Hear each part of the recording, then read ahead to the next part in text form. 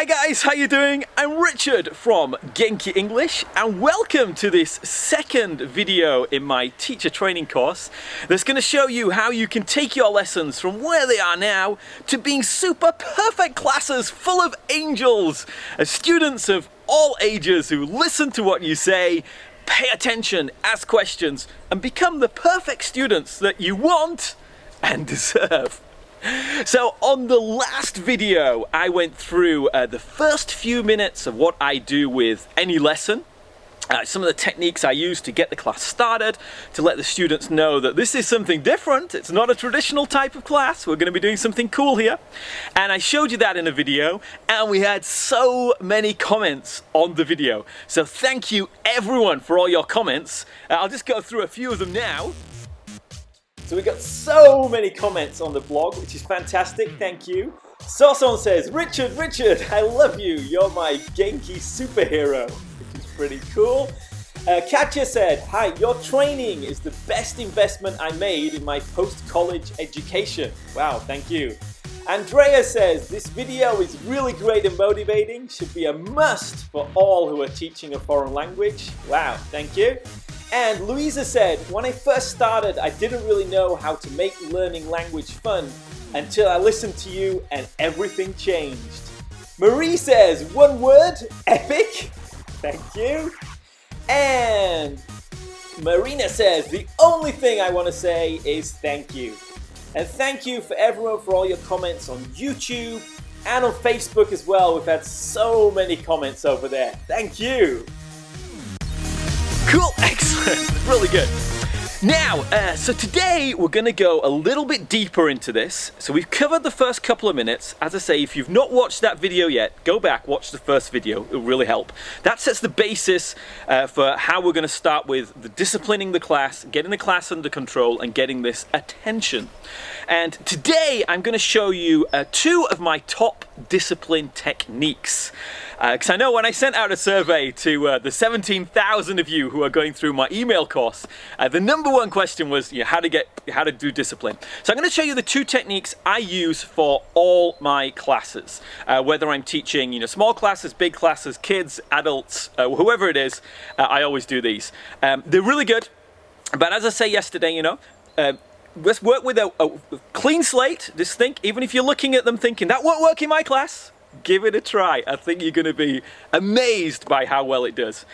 So here we go. Let's have a go with the first technique, which is the proximity effect. When you think about a classroom, if you imagine you've got a traditional style classroom, and there are various different ways of doing it, but imagine a traditional classroom. Now, where do the kids who most want to learn sit? Do they sit at the front or do they sit at the back?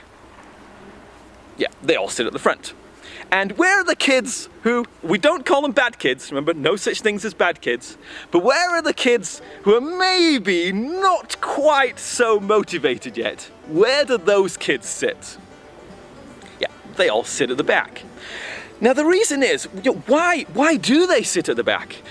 Is there free candy over there? Is there free beer for the adult students? Why do people have a tendency to go to the back?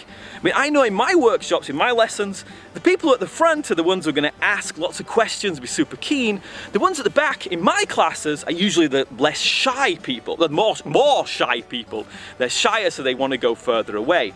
And it's not the case that they want to be at the back, it's because they want to be further away from the teacher. And if you have naughty students, in inverted commas, or if you have more shyer students, it's the distance, the proximity is the reason they go to the back. And if you have discipline problems with children talking or adults talking or people not paying attention, the easiest way is simply to move. And if they're at the back of the class, you go further away and you just stand next to them, but just keep doing your lesson as normal. And what will happen is just the fact that you've got close to them, they'll go, "Ooh, what happened? The teacher got close to me." Whoa.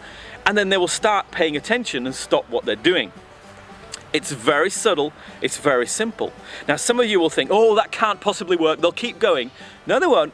As long as you keep strong and you just keep doing your lesson as normal, talking to everybody else, looking around, getting your eye contact, just being near, in most cases, will make the big difference between them paying attention or them just being crazy.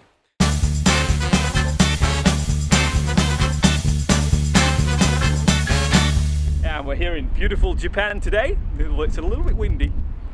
So one question I get, comment I get from teachers and students alike is, from teachers, they often say, I've got this class, but they're monsters, they're terrible, they don't listen, there's no discipline, what do I do? And I get the same thing from students. Yeah, they say, I've got these teachers, they're really boring, we don't learn anything, what can I do? So hopefully we can solve both problems with this one little two-part little technique we can use. So the first thing is to really identify what it is you want. Because like with anything in life, if you know what you want, it's easier to get it. If you're not sure, you just going around aimlessly. So if you're a teacher and you really think about what is your perfect class, what is your ideal student like? And really detailed think about it, you know, are they quiet, are they loud, are they Genki, not Genki, are they inquisitive, are they obedient? When you do this, they do that. When you do this, they do this. When you're not there, they do this. When you are there, they do this. Really think about exactly what sort of student you would really love to have. And most teachers want different students, yeah? So really think about, detail what sort of students you want. And write it up in the comments below, that should help it a little bit. So that's step one. Think about what you really want, what is your ideal teacher or student, and write that down. Now the second part, this is the magic. You have to think to yourself, in order to attract that person, what sort of person do I have to become? So in order to get that ideal student, what sort of teacher do I have to become? What sort of teacher is that ideal student looking for? And you have to become that type of teacher. And the same with the students, you know. If you think, I want that type of teacher, okay, in order to get that ideal teacher, what sort of student do I have to become? And just by changing that and changing your attitude into a receptive thing for somebody of the ideal thing you're looking for, that changes everything. Your attitude to other people completely changes how they respond to you. So if you're a teacher looking for new students, you'll attract new students that are your ideal students. But also magically, your current students will become ideal students too, if you change to become the sort of teacher that those students would want. And it's the same vice versa as well. So that's my tip of the day. Think about what you really want. What is your ideal student? What is your ideal teacher? And then what sort of person do you have to become in order to attract that person? If you really think about it, take the time and really make the effort to become that person that attracts these sort of ideal teachers or students, you will have a whole different viewpoint and a whole different experience of teaching or learning. Cool, so I hope you like those two techniques. You know, they have been real lifesavers for me. So many times when I've been doing things, especially more complicated lessons, and just putting those two things in place just made all the difference and let me get on with the class, even with some very challenging students. It really helped me out. So, give them a try in your class. And put them, as always, in the comments below. I want to hear how you go with them. And I want to share your success stories of using these to inspire other teachers. And for those of you who've already used them, yeah, put your comments in, tell me how you're going, and it's going to be cool. You know, there are a lot more techniques we can use, but these are the big hitters. These are the ones that are going to give you the best results with the least amount of effort, and to cover majority of cases you're going to find in most classes. So I think you're really going to love it. So that was video 2, and we've got one more video in this series coming up next time.